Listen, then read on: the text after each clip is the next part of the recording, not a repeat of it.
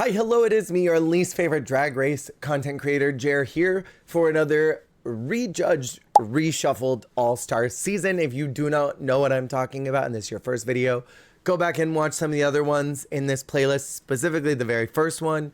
It'll make everything make sense. If you are returning from some of the other ones and are not completely frustrated with my decisions, welcome back. We are going to be discussing All-Stars 5 in this video, according to my judging preferences, and as always, I am choosing a winner and a bottom two and determining who would make it through that lip sync if I was judging it.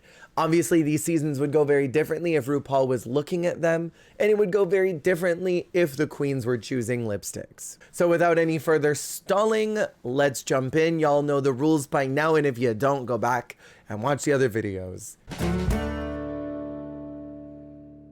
In this reshuffle of All-Stars 5, our theme is veterans versus first-timers, meaning queens that have already participated in the All-Stars franchise and queens who have never been on it and are seeing it for the first time. In its original rendition, this was a really amazing cast for a season that I regard as one that was weak, because no one was at the same level that Shea, Alexis, and Juju were at.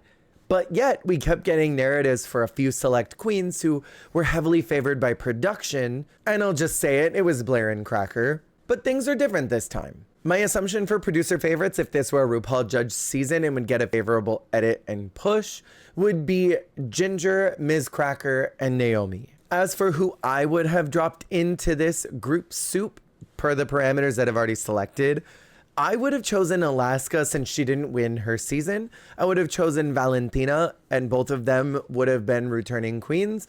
And I would have picked Linacia Sparks, and if Milan said yes, I would pick Milan. I think this season really was missing out on some of those golden years of Drag Race, and I think those two would have been cool pulls for this group. So let's get into episode 1, the Work the World variety show. It is very likely that Yara, Naomi, and Pandora would be high this week. However, I feel like Nina could do something really artistic and gaggy. Since Farrah has no storyline with Valentina this season, producers have absolutely no reason to sabotage her and let her have less rehearsal time. So I think she would be fine. She wouldn't fall during her set, and her set would actually be interesting and good. I think the most likely bottoms are Jasmine and Alexis. Even though I giggled at Jasmine's comedy set, it wasn't fresh or new, and it wasn't super strong. This week, I'm giving the win to Yara because I still giggle at that performance, and the almost broke my back was such a good throwback line. And Ricky Martin being the guest judge makes a great storyline for her. If Yara is choosing lipsticks, I could see her maybe keeping Jasmine for no real reason other than I think that she might think Jasmine's funny. The lip sync song this week is Livin' La Vida Loca, and between Jasmine and Alexis, I want to believe that Jasmine would keep up, but I just don't think that she would have that compelling of a performance. And I feel like Alexis would be a lot more camp, which this song requires. So ultimately, that means that Jasmine is out first once again. That brings us to episode 2, I'm in Love. And I am once again complaining about a challenge, and that's I'm in Love, which is one of the worst Tell Us About You songs across time and space, because it's not quite a Tell Us About Yourself song. It's not even a proper rusical. It's an obsessive song about celebrities who didn't consent to be obsessed over. Whatever, let's get into the challenge. Looking at this group, I think the ones that I would like the most would be Pandora or Ginger. I think they would have the funniest characters to choose, and I think they would be able to sell that character and why they loved them so much. Whereas I'm not really sure how Nina would fare in something like this, and I worry that Farrah might struggle with choreography. So I put them both in the bottom based on those assumptions. I feel like Nina is the very clear one that both Ginger and Pandora would favor, and they think they would both choose Farrah's lipstick. However, the song is Neutron Dance. I remember Farrah's 2 lip syncs from her season, and I fear that she might curb stomp Nina. I could see her pulling out some really fun dancing for this, and I see her being able to keep up in a way that I'm not sure Nina would be able to. And with this assumption, that means that Nina is out. Next is episode 3, Get a Room. This is an episode that had a lot of inconsistent judgment, which is frustrating to watch again. For this group, I see Yara and Juju working together and killing it, with Juju winning the challenge for me. And in this universe, I see Naomi and Ginger working together, and I see them being really funny. That means that Cracker, Farrah, and Alexis are the bottom team, with unfortunately Alexis and Farrah being the bottom two. Even though it might be time for Miz to be in the bottom, part of me really loves a redemption lip sync. I love drag, and I love Drag Race, and I love entertainment, and I love a good storyline. And the two of them battled it out once in season 9. So seeing them again lip syncing together while putting on my producer hat, I think would be such a fun storyline to tell. Plus, they've both lip synced before this season, so it's a completely even game. If it were Jujubee's choice, I really don't know who she would pick. However, the lip sync song is Juice, and I see this being the type of song that Farrah would really excel at over Alexis.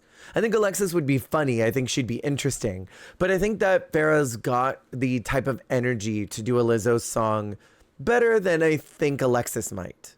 That means that Alexis Michelle is out next. Do I have to talk about SheMZ? I think I have to talk about SheMZ. If I were the producer of this show, I would have never included this challenge and I would have restructured it, especially because Blair isn't here and there wasn't any malicious need to create this challenge. I think this is one that was made to trigger and mentally damage Blair St. Clair. In the original challenge, Cracker won this, and I thoroughly disagreed with that placement. In this universe, I am giving Jujubee the win because she was the funniest of the week to me. I see Farrah working with Cracker and Juju as that daughter character, so she's going to be the safe queen this week. And I see Naomi and Yara being together, and I think their energy might be really manic, but somehow hilarious. And that leaves Pandora and Ginger, who are really strong at what they do, that I fear they would step on each other. And I could see their butch characters being so cringy, like unwatchable levels of cringy. Whereas I feel that Yara and Naomi would be able to do a butch dude bro type character. With that in mind, Pandora and Ginger are my bottom two. If it were Jujubee's choice, I don't freaking know anymore, man. Maybe she would probably eliminate Pandora. The lip sync song is Where Have You Been? This is really great news because we don't have to watch Cracker lip sync or pretend to watch her lip sync in this universe.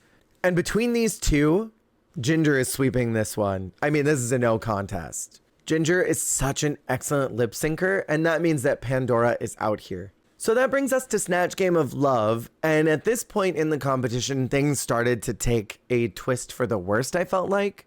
In the original season, that is. We're back into my least favorite version of Snatch Game. So for this one, Juju, Naomi, and Ginger are the clear tops of the week. If Jujubee wasn't here, I would probably give the win to Naomi because that Wendy Williams was next level. However, Eartha is one of the most memorable and quotable all-star Snatch games of all time. So Jujubee is my winner. Ms. Cracker was so unbelievably unfunny in that challenge. And if India wasn't there to piss everybody off, this would have 100% been Cracker's week to go home. But also based off of production, I think they were expecting it to be Alexis. So it's between Yara and Farrah to be the other bottom two. And these are girls that weren't very good in the original Snatch games. I don't know which one is going to do worse though. I do think back to Yara carrying Alexis in the Gaffin, so maybe she would have been really consistent in her humor, meaning that Farrah is once again the bottom two this week. If it's Juju's choice, I could see her eliminating Cracker for just being that unfunny and wanting to be an agent of chaos that she is. However, the lip sync is Open Your Heart, and knowing how Cracker lip syncs, let's just say that it's not my style. So Farrah's going to move forward this week, and Ms. Cracker is going Ms. home. So next up is episode 6, the Charles Family Backyard Ball. In the original challenge, Jujubee was my favorite. However, Yara and Naomi are here, and they're both excellent seamstresses. So I'm not sure which one of those two would be better in the challenge or who would be able to deliver a character better than Juju could. All I know is that of these three, one of them is going to be the winner. I would like to believe that it's going to be Juju because I think her comedy portion would be stronger. But who knows? I think Naomi could have pulled out something really funny by this point in her career. That means that the very clear bottom two are Farrah and Ginger, two queens that notoriously cannot create garments. At least, not nice garments. I could see this being Farrah's time if it was lipstick pulls. However, the lip sync song is one last time, and I think this is absolutely Farrah's time to go. Ginger is a powerhouse lip sync artist, and I don't see Farrah surviving against her. So that takes us to episode 7, the Standup Smackdown. And I have to say, with my little producer hat on, I would have just had this be the finale. I don't think we needed to whittle this down any further. For the comedy show, I see the clear winner as Ginger, absolutely no contest. And of the other 3, I think Naomi would be the weakest, with maybe Yara there by default because Juju is very funny. If it's Ginger's choice, I could see Yara going home. However, the lip sync song is fancy, and I have to say, it still bothers me that this season was whittled down to a top 3, unlike any other season until All Stars 8. It felt so overproduced to secure a win at the finale. So even though I really want to keep them both so that I can have my top 4 finale that I want, I just cannot see Yara being able to capture this song well at all, meaning that she is out this week. Which I won't lie, feels kind of bad, but that's the way the cookie crumbles if I'm not reordering lip syncs, and I don't think it would be fair or conducive to do that. So that means our top 3 is Jujubee, Naomi, and Ginger. And this is such a strong finale. I am obsessed. So we move into episode 8, Clapback. The theme of this song is F the haters. And I know that Naomi would eat down in her lyrics. I remember not loving Juju's original verse, but her finale gown was everything. Naomi had the beautiful eggplant finale gown. And Ginger's finale gown was a very Ginger Minj type of dress. And I don't see her really knocking out a F the haters type of song. So she's not really in consideration for the top 2. And yes, I am indeed bringing this to a top 2 in the finale. And that is going to be Jujubee and Naomi.